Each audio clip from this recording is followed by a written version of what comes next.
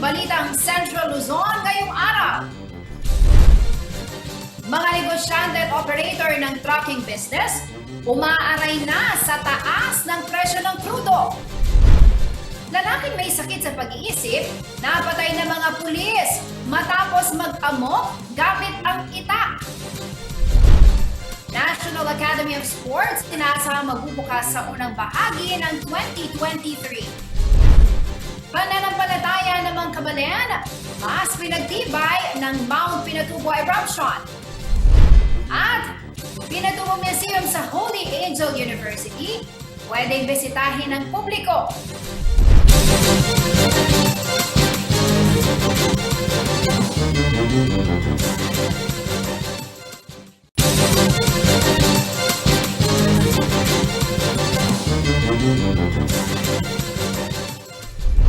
Magandang gabi karehiyon, ako po si Jennifer Salenga. Oras na para sa mga may init na balitang Central Luzon. Higit 3 dekada nang nakalilipas ng halos mabura sa mapa ang lalawigan ng Pampanga, partikular po ang bayan ng Bacolor dahil sa pagsabog ng Bulkang Pinatubo.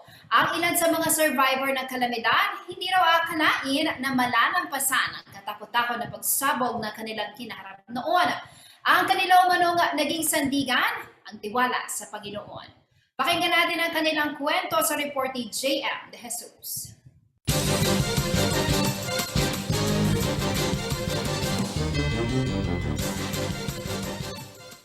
June 15, 1991.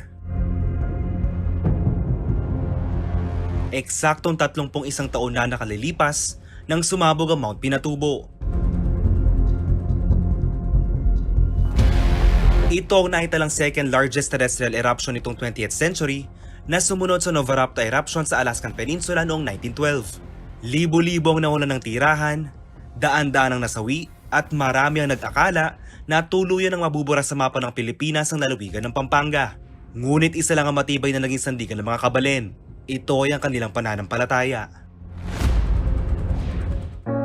Nagsilbi umunong takbuhan ng mga evacuees ang kilala ngayon na Sunken Shrine of Our Lady of Lourdes sa Cabetican, Bacolor, Pampanga noong mismong araw ng pagputok ng Pinatubo. Nung pumutok yung major eruption na yon, tapos mga bandang 1 o'clock in the afternoon, biglang dumilim, umuulan ng bato at saka buhangin, tapos dumating dito yung mud flow. Lahat kami nasa baryo, bigla kaming nag-evacuate dito sa simbahan na to.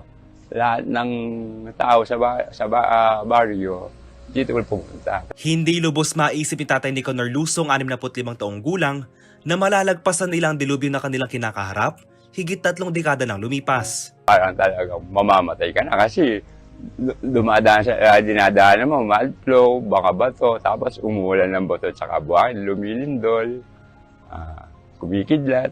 Binisita naman ng CLTV sa mismong anibersaryo ng Pinatubo ang kinilang San Guillermo Church. Dito nadatnan namin si outgoing Bacolor Councilor Nilo Cabalya. Nag-erupt ng smoke ang Mount Pinatubo. That was exactly June 12. At around 10 o'clock in the morning, our president then is Corazon Aquino. At that time, because of that Independence Day, nasa Quirino Grandstand sila. May mga seremonyas. Pero nagkaroon na ng usok niyan. Yun na yung pinaka-parang warning. Come June 15, yun na yung major strike. Nandiyan kami lahat sa bahay, no? Hindi naman umuno nila inakala na sila ay malubhang tatamaan ng pagsabog ng bulkan. Nang dumating ang June 15, 1991. Natamaan kami ng June 15, yung aspol. Tapos umuulan doon, nagkakaroon ng aspol sa lahat ng ng mga bahay. Pero in the late afternoon, after lunch, yan, umulan na ng buhangin. Tsaka madilim na talaga. Talaga ang tawa, nagpanik na. Kikita mo yung daan, yung aspol eh. It became surprising to the people of Bacolor. Ang San Guillermo Church umano ang naging tulay upang malagpasan nilang sakuna. Malaki din na naging tungkulin ng simbahan dahil ito umano ang nagsilbing munisipyo ng mga panahon na iyon. Alam mo, isa bang nagdala rito sa amin? Ito simbahan. At the time of Father Nestayag, ito talagang naging inspired sa amin dito naiwan dito sa Bacolor. Siya, kung inalis ni Among Seto na walang pari dito, hindi namin alam kung ano. Lahat kaming nandyan, pag umaga na hanggang gabi, nandito kami kay Amo. Kasi dito na yung parang kung may pupunta, mga officials ng mga DILG, mga dito lahat. Parang naging annex ng munisipyo namin. May bibigay ka na relief, dito ka pupunta. Naging naging parang extension of the kahit na simbahan siya. Naging isang malaking hamon man kila Tatay Nicanor at Councilor Nilo ang pagputok ng Mount Pinatubo, may malaking araw naman daw itong iniwan sa kanila. Basta may pag-asa. Habang may pag-asa, may pag-asa. Kung hindi mangyayari sa ito, baka hindi ka ganun ngayon. There should something to have end para magkaroon ng new beginning. Ang Sunken Shrine of Our Lady of Lourdes at San Guillermo Church ay habang buhay na nila umunong bibigyan ng pagpapahalaga. At ang dalawang simbahan ay matibay na nakatayo at bukas sa mga kabalen bilang isang simbolo ng pag-asa. Hindi naging hadlang ang pagputok ng Mount Pinatubo noong 1991 upang mawalan ng pag-asa ang mga kabalen dito sa Bacolor, Pampanga, sapagkat ito ang naging dahilan upang mas lumapit ang kanilang kalooban at lumakas ang kanilang pananampalataya. Ako si JM De Jesus, CLTV News.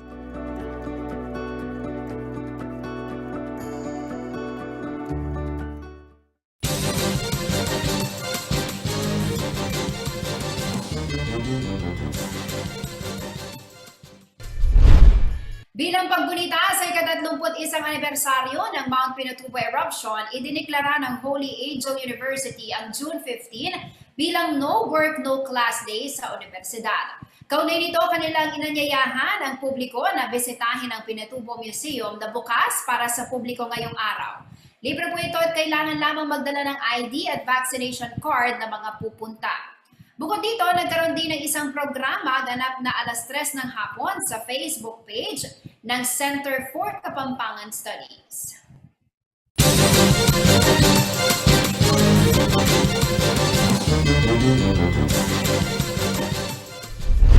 Sa pagbabalik ng CLTV News, lalaki na may sakit sa pag-iisip, napatay ng mga pulis matapos mag-amok gamit ang itak. Pangulong Duterte humingi ng paumanhin sa mga nasirang buhay dahil sa isabong. At monkeypox outbreak, dapat na nga bang ituring na public health emergency ng WHO? Manatiling nakatutok para sa iba pa mga nangungunang balita ngayong araw.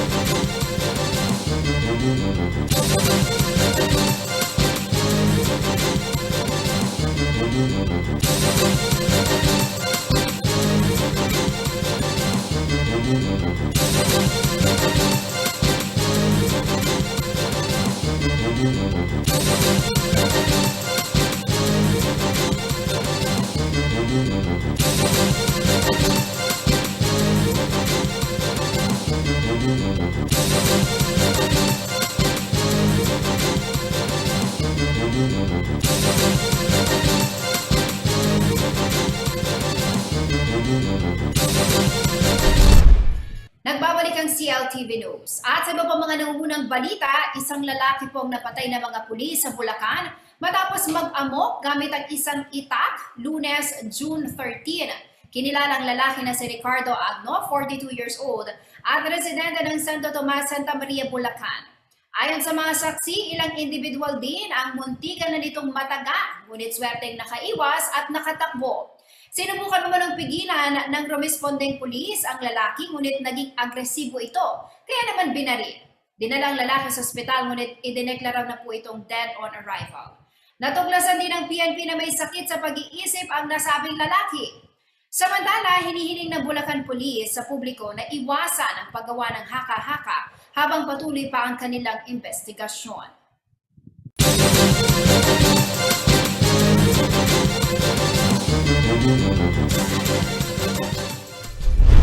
Humingi ng nagtawad si Pangulong Rodrigo Duterte sa mga pamilya at mahal sa buhay ng mga Pilipinong nasira ang buhay dahil sa online sabong.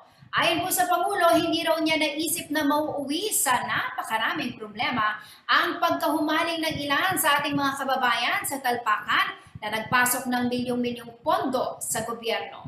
Narito ang detalye ng balitang yan.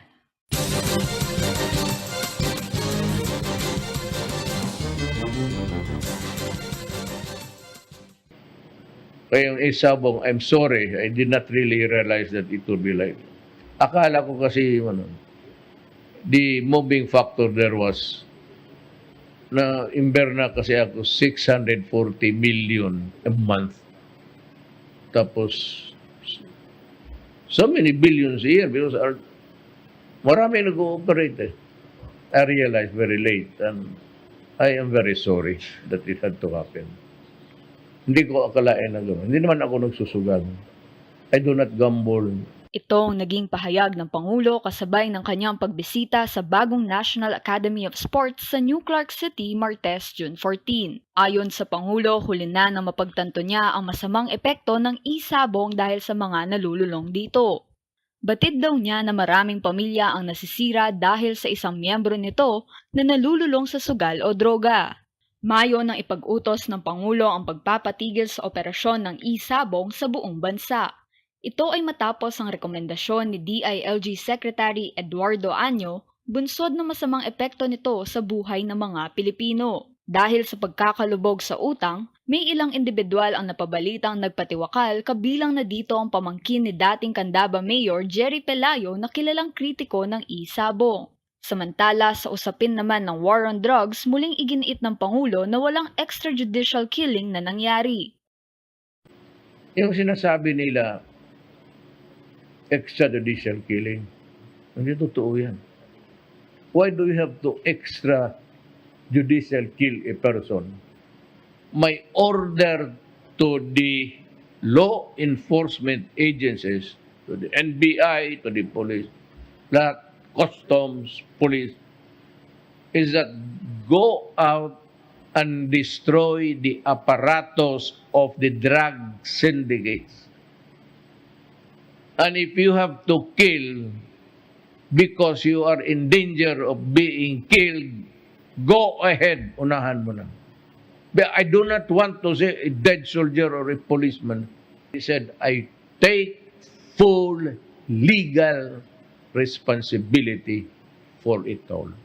Batay sa tala ng Commission on Human Rights at ng International Criminal Courts, aabot sa 27,000 hanggang 30,000 ang bilang ng mga nasawi sa war on drugs ni Duterte. Sa bilang na ito, hindi bababa sa 7,742 ang bilang ng mga sibilyan na nasawi. Ayon ito sa Armed Conflict Location and Event Data Project. Makikita rin sa datos na higit 6,000 katao ang nasawi sa police operations. Arlene Salonga, CLTV News.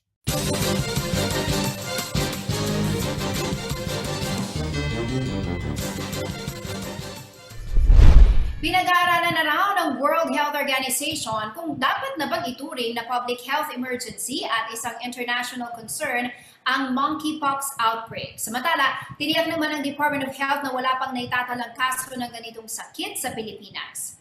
Narito ang report.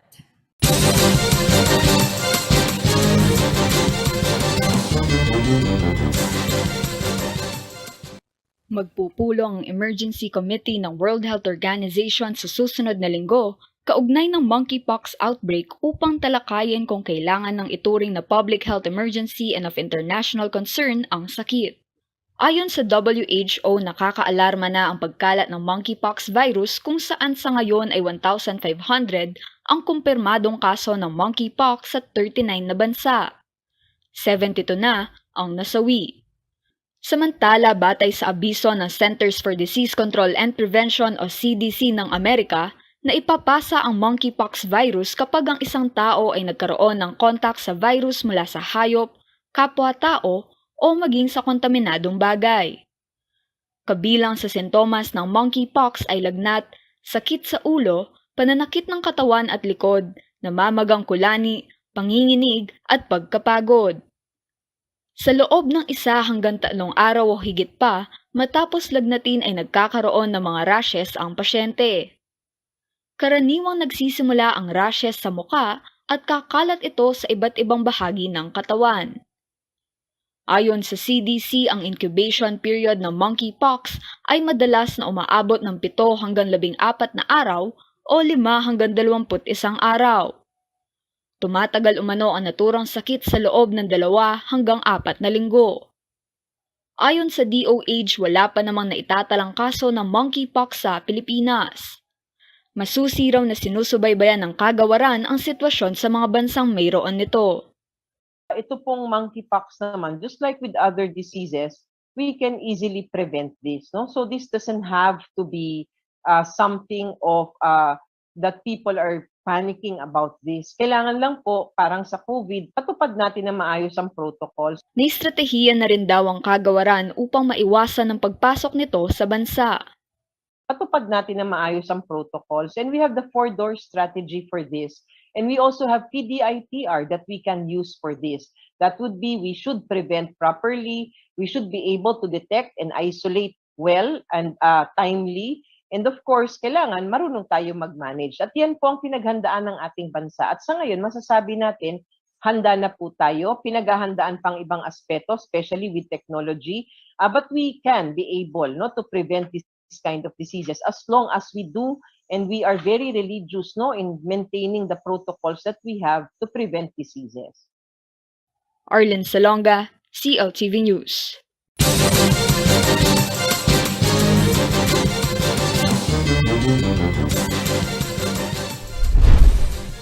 Sa pagbabalik ng CLTV News, mga negosyante at operator ng trucking business umaaray na sa taas ng presyo ng krudo.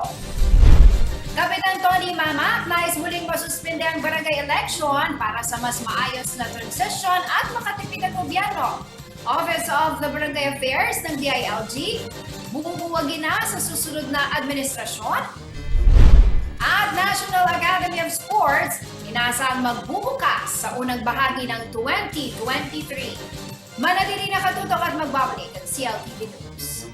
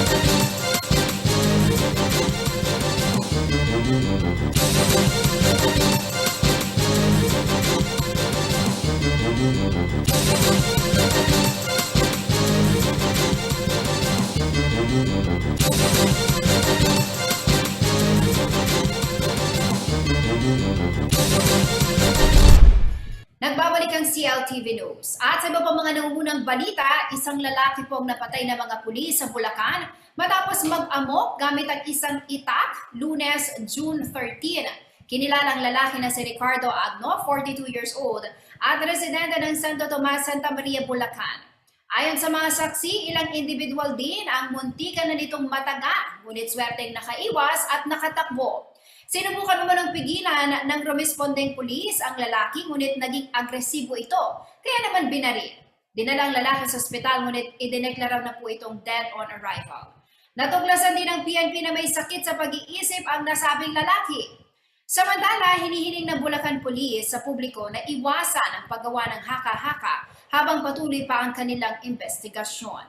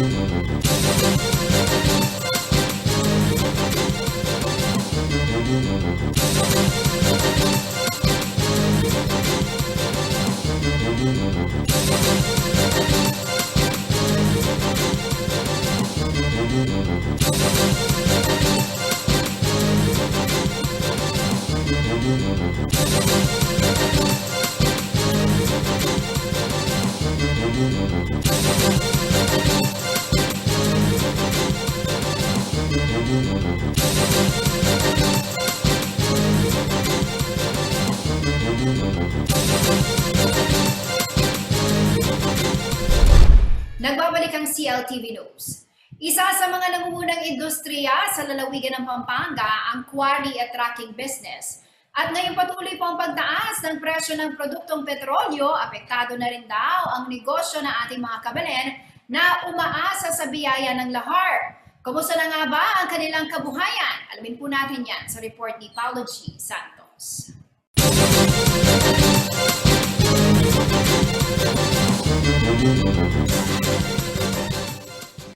Matapos ang higit 3 dekada, maituturing na biyaya pa rin para sa lalawigan ng Pampanga ang lahar mula sa bulkang Pinatubo. Dito kumukuha ng kabuhayan ang ating mga kabalen sa quarry at trucking industry. Ngayong patuloy ang pagtaas ng presyo ng produktong petrolyo, apektado na rin daw ang kanilang negosyo, gaya na lamang ni Brian Ruiz sa bayan ng Bacolor. Yung karamihan pong kasama namin pong nagtatracking, nagbebenta na po sila. Binabawasan na po nila. Minsan po, lahat, natanggal na po yung truck nila. Dahil po sobrang taas po talaga ng diesel. Ilang beses na pong nagtaas ng diesel. Bukod sa krudo, tumaas din daw ang presyo ng piyesa ng truck at pasahod sa driver at pahinante. Kaya upang hindi madehado, ipapasa ito sa consumer. Ngunit ang epekto naman umano nito ay ang pagtumal ng kanilang biyahe. Dati, 1 linggo, dire-diretso po yung biyahe. Ngayon, 1 linggo, 3 beses na lang bumiyahe. Ang 16 cubic meters o isang dump truck ng lahar, nasa 3,000 pesos na. Ang dating 2,200 pesos pag kinuha sa quarry sites. Halos kalahati ng presyo ang patong ng mga truckers at ito'y ibibigay ng 6,000 piso sa mga consumer kung around the Pampanga lamang. Nagmahal daw ito ng 1,000 piso. Dito pa lang po sa Bacolor, or mas mga 6,000 plus na po yung buhangin ngayon. 6,000 plus? Opo. Kayo po yung nagdi-deliver around Pampanga lang? Opo, around Pampanga. Kasi po kung lalayo pa po sa Maynila, medyo sobra na po, mahirapan naman po. Hindi umano sila mapipigilan na sumabay sa taas ng presyo, lalo na't walang malinaw sa papasok na administrasyon kung sususpindihin ang excise tax sa langis. Kaya apela nila, huwag umano silang iwanan sa programa ng gobyerno na kahit diskwento sa krudo ay maibigay. Umingi po sana kami ng tulong sa inyo, kahit mga kung halimbawa man pong ilan centavos yung mabigay po namin na nabawas presyo sa mga tracking. Paulo G. Santos, CLTV News.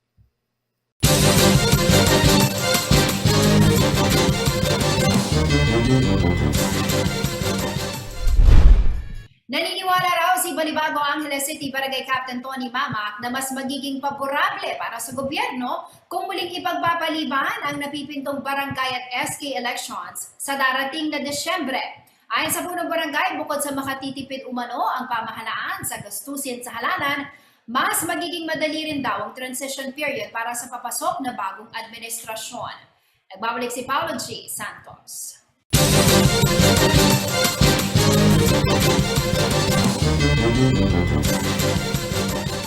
Mag-a-apply akong katulong sa tao. Mag-a-apply ka ng katulong, ikaw pa ba magbabayad sa boss mo? So, naging gano'n ang takbo dito. Pero yung mga nakakalaban naman natin dito pa, talagang pera din ang ginagamit. Pero pag mulat ang taong bayan, ang mga taga-barangay, nakikita nila na maayos ang pamamahala, nararamdaman nila yung mabuti at maayos na gobyerno at natutugunan ang kanilang mga pangangailangan. Mas kinabayaran mo mga tao, tatanggapin lang nila. Pero pagdating ng oras ng eleksyon, yung nakikita nilang mabuti na gumagawa ng tama, yun pa rin ang iboboto nila. Ganito ilarawan ni Kapitan Tony Mamak ang takbo ng kampanya hanggang sa halalan sa Barangay Balibago, Angeles City. Dito matatagpuan ang malaking bahagi ng business district at depressed area ng nag-iisang highly urbanized city sa Pampanga. Retirado siyang opisyal ng nooy Philippine Constabulary na ngayoy Philippine National Police nang pasukin ang politika noong 2007. Kabilang si Mamak sa higit 42,000 na barangay official sa bansa na na-extend ang termino dahil sa 2 beses na suspension ng barangay at SK elections. Naihalal bilang first kagawad ng Balibago si Mamak noong nakaraang eleksyon at kalaunay muling naupo bilang kapitan nang pumanaw si nooy Kapitan Carmelo Tarzan Lazatin. Kaya kung susumahin, 1.5 dekada ng barangay kapitan sa Balibago si Mamak. Ako ay naging kapitan po ng barangay noong 2007 pa, no? 2007, tapos 2010, 2013. Noong 2013, nagkaroon ng extension ng 2 years. Bali ngayon, pang 15 taon ko na eh. So, sa panunungkulan ko, parang nagkaroon na kami ng 2 extension. Batay sa 2020 data ng COMELEC, mayroong higit 12,000 registered voters at higit 4,000 SK voters sa Barangay Balibago. At ayon kay Kapitan Mamak, ang annual budget nito ay hindi bababa sa 60 million pesos at ang local revenue ay 8 milyong piso. Para kay Kapitan Mamak, pabor siya na muling masuspinde ang barangay election, hindi raw para manatili, kundi para makatipid ang gobyerno. Hindi dahil sa ako ay punong barangay. Mas maganda siguro i-postpone na muna ang barangay election para naman unang-una, yung mga nakaupong barangay ay may karanasan na sa usapin ng COVID-19. Pangalawa, yung gagastusin sa ating eleksyon sa barangay na 8 bilyon, i-focus muna ito doon sa mas nangangailangang paggastusan. Hindi lamang ang issue ng gastos ng gobyerno ang kailangang maikonsulta ng Kongreso, kundi ang usapin ng peace and order, lalo't na sa transition period pa ang pamahalaan. Ito naman ang katwiran ni Department of the Interior and Local Government Office of Barangay Affairs, Yusek Martin Dino. Mas magulong eleksyon sa barangay. Bakit? Pagka-eleksyon ng presidente, governor, mayor, si mayor di niya alam kung sino bumoto sa kanya o hindi. Sa barangay, alam mo kung sinong hindi bumoto sa iyo. Kung sinong malalaman mo yan dahil compartmental ang barangay, malalaman mo agad kung sinong pamilya ang hindi bumoto sa iyo, kung sinong pamilya ang hindi sumuporta. Kaya gantihan yan eh. Sakaling maamyendahan ng batas at masuspindi muli ang barangay SK election na itinalaga sa December 5 ngayong taon, may magsisilbi pa rin naman umanong sumbungan ng mga Pilipino kaugnay ng mga reklamo sa pasaway ng mga barangay officials. Mariretain itong departamento at saka meron na ditong initial si Barangay Captain Chito Balmosina. Sa pagtataya ni Dino, mayroon ng higit 500 barangay officials na nasampahan ng kaso ang Office of Barangay Affairs ng DILG. Legacy din anya ng administrasyon ang political will sa execution ng mga road clearing operation na ipinairal ang mando ng barangay level. Kami ako siguro na more or less nasa 500 yan. Tapos Shokos order umabot ng mahigit 1,000 yan. Tsaka ito, tinatanggap natin, yun lang may ebidensya. Tapos siyempre, ang appreciation yan wala sa akin kung hindi nasa Office of the Ombudsman. Samantala, sa hiwalay na panayam kay incoming DILG Secretary Benhur Abalos, nasa transition period pa rin umano sila ni DILG Secretary Eduardo Año at kahit hindi direktang sinabi na ire-retain ang Departamento ng Barangay Affairs sa DILG, kinikilala naman anya niya ang naging halaga nito. Yung transition, maganda pag-uusap namin. We're hitting it. But yung mga policy changes, siguro hindi ko muna sasabihin. No? Tsaka na lang basta nakaupo na ako. Bilang respeto na lang. Oo. Pero rest assured, para sa akin, barangay is one of the most important clag, no, in our government. In fact, importante ito at pinakita ito nung ating COVID pandemic, no, kung paano kumilos ang pinaka micro of all units of the local government, which is the barangay. No, ganun ka-importante. So, yun ang gusto ko sabihin, napaka-importante niya. At least, Paolo, alam mo na kung anong ibig sabihin ko rito, kung bubuwagin o hindi. Dahil importante nga eh. Paolo G. Santos, CLTV News.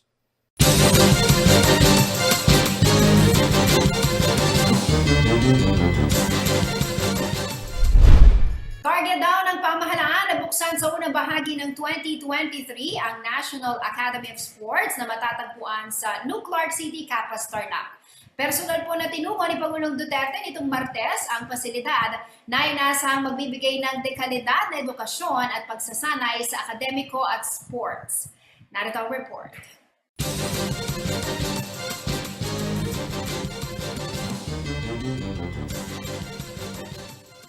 Pinangunahan ni Pangulong Rodrigo Duterte ang inspeksyon ng National Academy of Sports sa New Clark City, Capas, Tarlac, Martes, June 14. It's because we have to provide an outlet for the youth. Na huwag na lang sana silang magdruga and they participate here and they excel and yung sa probinsya na hindi nakuha, yan you start to train. Yun ang dream ng isang tao, tatay. That is my dream for my country. Never mind about my past. Bilang bahagi ng ceremonial activity, binisita ni Pangulo ang World-Class Academic and Administration Building at ang Multipurpose Gymnasium na parehong kasama sa 557.8 million Phase 1 ng NAS project. Ang akademya ay natasang magpatupad ng isang dekalidad at pinahusay na programa sa sekundaryang edukasyon na may kasamang espesyal na curriculum sa sports.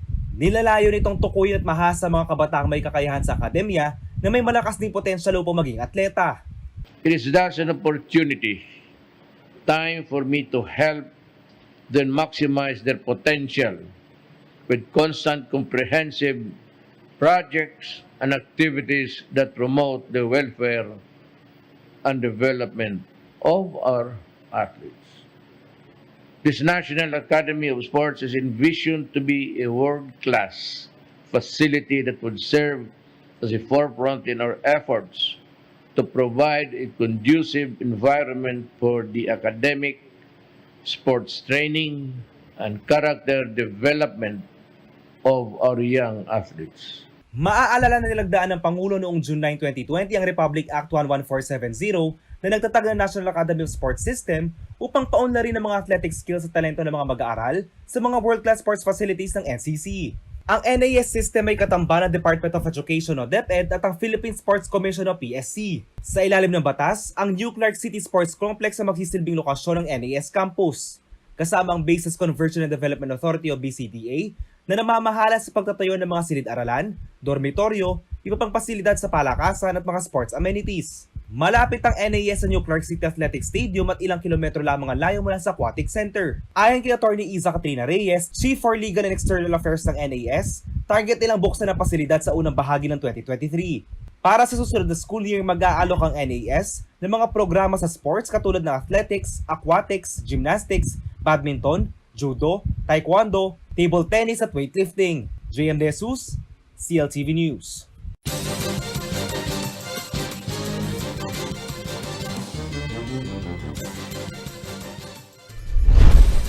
Sa pagbabalik ng CLTV News. Mga magsasaka sa Bacolod nananawagan ng huwag isa-ilalim sa reclassification ang lupang kanilang tinatamnan. Pagbuo ng ICT backup facility para sa datos ng NEDA, sinimula na sa Central Luzon.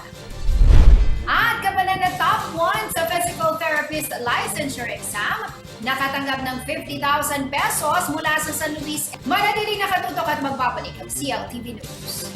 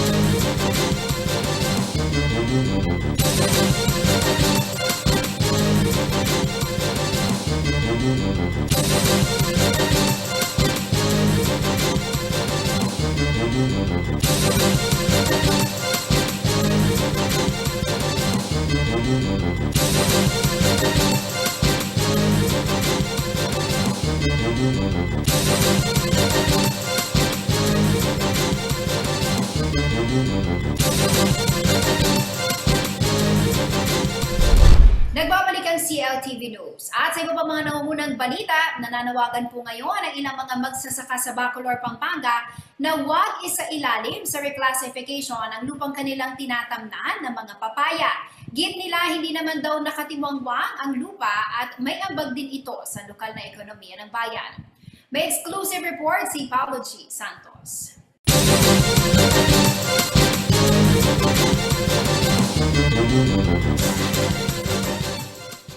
Hindi kalayuan sa kabayanan ng Bacolor, Pampanga ang lupaing ito na natatamnan ng papaya. Malapit ito sa Don Honorio Ventura State University o DAVSU at ilang resort na sakop ng Barangay San Vicente. Ang mga magsasaka masipag sa pagbungkal ng lupa kahit na may krisis ngayon sa pagsasaka. Napamahal na umano kasi sa kanila ang kabuhayan na matagal nang nagtawid sa kanilang pang-araw-araw na gastusin.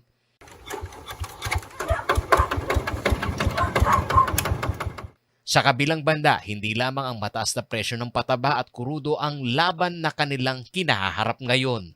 Nasubaybayan ng CLTV News Team ang kanilang pagkikipagdialogo sa Sangguniang Bayan kaugnay ng planong i-reclassify ang lupa. Pwede po afternoon, sir. Just po, 2 p.m. or 1 p.m. Stop na, talagang may hold eh. Bigyan nyo naman. Kasi ulit sinabi ni kayo, nung talagang bigyan tayo ng proseso, approval nila anyang prior, kitang meeting after na kitang meeting time. Nepo, ngayon, uling itatang bros, di na nakadya kayo sa iyo, tayo. Ganun mangyari pending yung pangungitang approval na nitang reclassification nila. Bibigyan na kayo. At salita yung Consiel Cabalya, ganun mangyari, di na nyo kaming document na itanggi kayong posisyon para mapending yung inikay. At gawaye, ilating na rin ang sulat yung kami kanito. Kanya niya kung may pending. Kwento ng tumatayong leader ng mga magsasaka na si Jose Marie Manabat III, hindi raw nila inaasahan na magkakaroon ng plano para sa land reclassification. Actually po, last minute minamo po nga balo eh. Alalang pong inabiso kaya kami. Mga nanong ba? Ano, ngayon kaya po, in this time po, last month po, makanyan. Last month yung mga balik Opo. reclassified din. For approval na po kanita. Ating kami mo pong insider, which is may kapamanggit kaya kami, so makayan kami pong sinulat. Ipinakita pa niya sa CLTV News Team ang agricultural lease contract sa isang nagngangalang Benjamin Ike na nagmamay-ari umano ng higit 19 na ektarya na lupa. Patunay na may abiso umano sila sa pagbubungkal at pagtatanim. Kami, sabi mo pong legal tenants kami kasi atin kami pong legal documents. For example, dito pong kaya kaming leasehold contract, detang lumang resibong pabunga, which is tatanggapan na po ng Mickey Bandi. Nitang minunang kasabi na po rin pengarami. Nga lamang hindi na raw tinatanggap ngayon ang kanilang ibinibigay na bayad sa pamilya ng may-ari, kaya lumapit na rin sila sa Department of Agrarian Reform para humingi ng tulong. Git ni Manabat, wag naman daw sanang ipagsawalang bahala ang kanilang kontribusyon sa komunidad bilang mga food producers. Makapag-continue pong mag-contribute kami po ng economy by means of kaya po kaya kaming pamagasako. Bukod kanita po, bibigyan naman po kaya kaming responsibilidad bilang tenants, kaya kaming landowner. Tumanggi munang magbigay ng pahayag ang tumatayong legal counsel ng pamilya Ike na si Attorney Darwin Reyes, at sa pagtatapos ng consultation hearing, giit ni outgoing Municipal Councilor Ariel Santa Cruz, ang susunod na miyembro na ng Sangguniang Bayan sa Bacolor ang re-resolba sa aplikasyon ng reclassification ng nasabing lupa.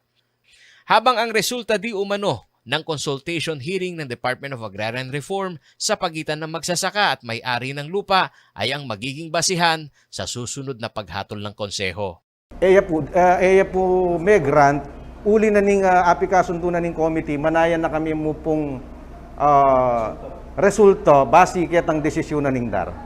Itong darating na June 21, muling sasalang sa conference hearing ang mga magsasaka at may-ari ng lupa para sa predetermination umano ng mga legal tenant ng naturang lupain. Paulo G. Santos, CLTV News.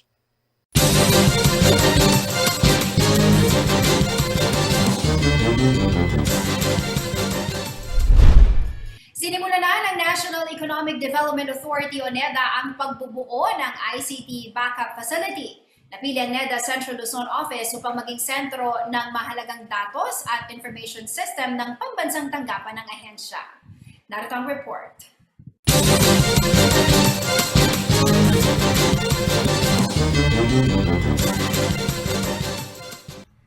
Nagsimula na ang instalasyon ng ICT Backup Facility ng NEDA Central Office sa regional office nito sa Central Luzon na matatagpuan sa Maimpis, City of San Fernando, Pampanga. Sa facility na ito, ibubuslo ng Central Office ang lahat ng data at information system ng NEDA. Bahagi ito ng backup plan ng ahensya kung magkaroon umano ng pangyayaring maaaring makapagparalisa sa operasyon ng tanggapan nito sa Kamaynilaan. Ito ang magsisilbing ICT Off-Site Backup Facility o Disaster Recovery Site. Matatandaan na isa sa mga rekomendasyon ng Philippine Institute of Volcanology and Seismology o PHIVOLC sa mga central offices ng gobyerno sa Maynila na magkaroon ng extension office sa mga lugar na hindi tatamaan ng estimated 7.2 magnitude na lindol na binansagang The Big One. Kapag natapos na ang pasilidad at naging fully functional, ay sisimula na ang electronic transmission ng mga impormasyon mula sa data center ng National Office ng NEDA. Inaasahan na makukumpleto ang backup transmission sa Agosto ng taong ito. Kasama si Jenna Lumbang Parungaw, Liana Canilao, CLTV News.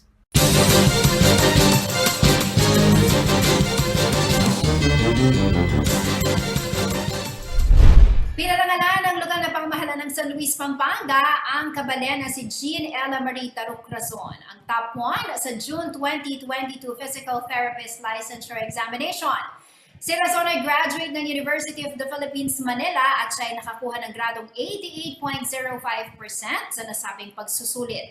Bilang parangal, binigyan po siya ng 50,000 pesos, plaque of recognition, certificate of commendation at bouquet of flowers. Layunin umano ng programang ito na bigyang inspirasyon ang mga kabataang Luiseño na lalo pang pagbutihin ang kanilang pag-aaral.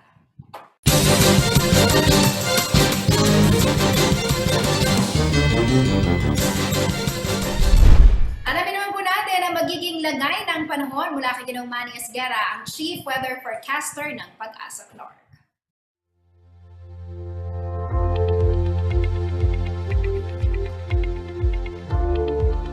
Narito po magiging taya ng panahon sa susunod na 24 oras. Isang range of high pressure area po ang nakakaapekto ngayon dito sa may northern at central Luzon. Samantala po ang mainit na easterlies naman po nakakaapekto dito sa may silangang bahagi ng Mindanao. Kaya po ang Metro Manila at nalalaming bahagi pa ng bansa, kasama na po dito ang Pampanga, ay magiging bahagya hanggang sa kuminsan ay magiging maulap din po ang papawirin. Meron din po tayo inaasahang mga pulo-pulo mga pag-ulan, pagkidlat at pagkulog dulot po ng localized thunderstorm. So ito lamang po yung ating weather system na binabantayan at nagbibigay po ng mga pag-ulan sa iba't ibang parte ng ating bansa. Kaya po pinag-iingat po ang lahat. Medyo maalinsangan po hanggang tanghali o hanggang hapon at posible naman po ang pagkaroon ng pulo-pulong pag-ulan sa bandang hapon o gabi. So mag-iingat po tayong lahat.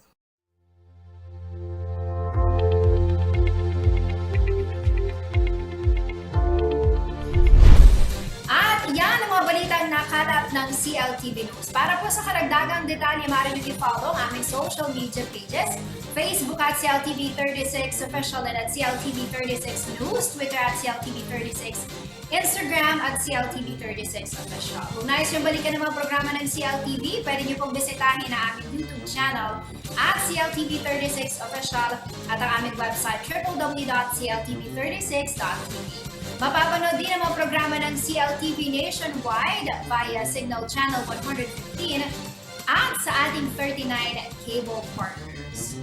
Kasama po ang buong pwersa ng CLTV News and Current Affairs. Ako po si Jennifer Salenga. Maraming salamat po.